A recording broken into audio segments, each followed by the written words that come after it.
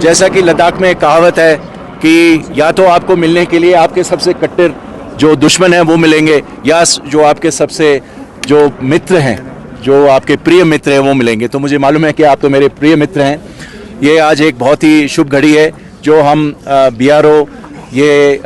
ज़ोजिला पास हम खोल पाए हैं, और जो रक्तपेशी है, जो हमारी जो जीवनदायी आर्टीरियल रोड है जो कनेक्ट करती है भारत के मेनलैंड श्रीनगर से आगे जाकर के कारगिल और लेह के लिए जो जाती हुई सड़क है, ये आज 33 दिन के अंदर एक रिकॉर्ड कीर्तिमान स्थापित हुआ है, जिसमें हमने बर्फ़ को खोला है। दिन रात मेहनत करके ये ज़ोजिला पास खुला है। और मैं भारत सरकार के जो इस बॉर्डर इलाके में जो उन्होंने एक जो प्रगति दिखाई है और जो उन्होंने इकोनॉमिक एक्सपेंडिचर और जो हमें सहूलियत दी है वो सचमुच विस्मयात्मक है। इससे पहले कभी बॉर्डर एरियाज़ में इतना इंफ्रास्ट्रक्चर डेवलपमेंट देखने को नहीं मिला है। हम हर साल एक नया कीर्तिमान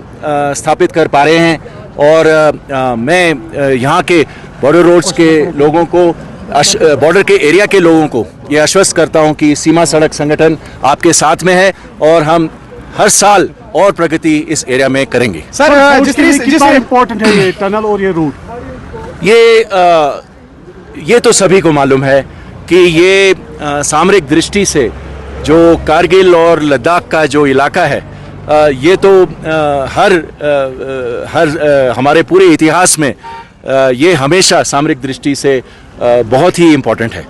तो इसकी कनेक्टिविटी जो है, मतलब इसमें जो यातायात बहाल करने की जो सुविधा है, ऑल वेदर कनेक्टिविटी है, ये सामरिक दृष्टि से बहुत ही इम्पोर्टेंट है, क्योंकि ये ऐसा कभी भी नहीं हो सकता कि ये कभी कट ऑफ हो जाए और हम इस एरिया को हम जो इम्पोर्टेंस है वो ना दे पाए। हर साल हम चाहते हैं कि ये हाईवे कम से कम बंद रहे, और हमें भी मालूम है बोथ फ्रॉम स्ट्रेटेजिक पर्सपेक्टिव और and from the economic perspective for the civil administration and the people कि ये हाईवे खोल करके रखें। पर एक और बात भी है कि कितनी बर्फ़ भी पड़ती है और कब बर्फ़ पड़ती है, ये भी एक इशू है।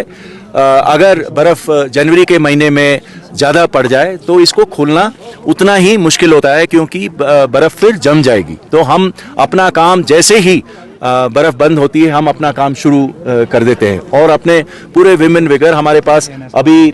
सबसे मॉडर्न मशीनरी है। पर मशीनरी के अलावा जो हमारी जो एंथुजियाज्म है, जो हमारा जोश है, वो इन पहाड़ों से भी ऊंचा है। तो हम चाहते हैं कि हर साल हम ये एक आपस में जो हमारे दोनों प्रोजेक्ट हैं, एक श्रीनगर की तरफ से, एक लेह की तरफ से, एक विजयक और एक ये हिमांक जो है, ये आपस में कंपटीशन करती है कि ऊपर पहले कौन पहुंचेगा। तो इसी जो उमंग है और ये जोश है, इसके कारण ही ये जो इकोनॉमिक लाइफलाइन है, जो हमारा ये नेशनल हाईवे है ज़ोजिला से गुजरता हुआ, ये हम खोलने की कोशिश करते हैं। स्नो क्लियरेंस है तो डेंजरस ऑपरेशन, मतलब इसमें तो कोई सड़क नहीं है, और उस आपको सिर्फ अगर स्नो दिखाई देता है, बर्फ़ दिखाई देता है, तो आपको ये नहीं पता कि सड़क कहाँ ख़त्म हुई है और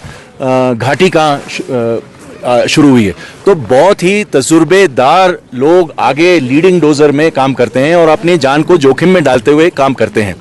दूसरी बात यह है कि 30 ये जो आप सामने जो वॉल दिखाई दे रहा है, ये बर्फ़ का वॉल है, और ये बर्फ़ का वॉल जो है ये 30 फुट तक ऊपर जाता है, और कब ये अवलांच के तौर पे आपके ऊपर आएगा ये आपको क्लियर नहीं होता। तो हम बहुत ही टेक्निकली ये देखते हुए, सेफ्टी को मद्देनजर रखते हुए अपना काम करते हैं। जो हमारे कार्मिक आते हैं, जो हमारे इंजीनियर आते हैं, जो हमारे लेबर आते हैं काम करने के लिए, सुबह 6 बजे आ जाते हैं